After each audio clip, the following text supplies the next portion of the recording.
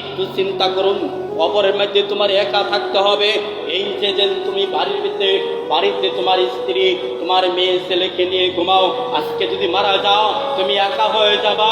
আজকে যদি মারা যাও তোমাকে গুরুস্থানে আমরা একা রেখে চলে আসবো। হায় হায়, তোমার এই প্রথম রাস্তা কবরের মধ্যে কেমনে হবে, কেমনে কাটাবা? আল্লাহুল আলাম, আল্লাহ ভালো জানে।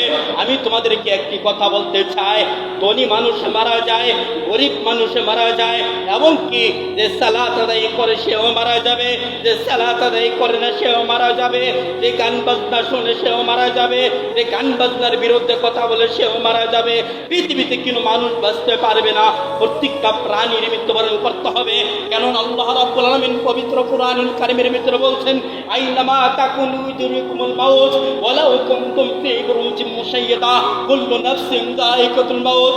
আল্লাহ রাব্বুল আলামিন পবিত্র কুরআনুল কারীমের ভিতরে অসংখ্য আয়াতের ভিতরে বলছে প্রত্যেকটা মানুষই মারা যাবে, প্রত্যেক প্রাণীর মৃত্যুবরণ করতে হবে, কিন্তু মানুষ মরণ থেকে বাঁচতে পারবে না। ভাইজানকে, এখন যদি তুমি মসজিদের ভিতরে মারা যাও, তোমাকে মসজিদে রেখে আমরা সালাত আদায় করবো না, তোমাকে মসজিদ থেকে বের করে আমরা সালাত আদায় করব।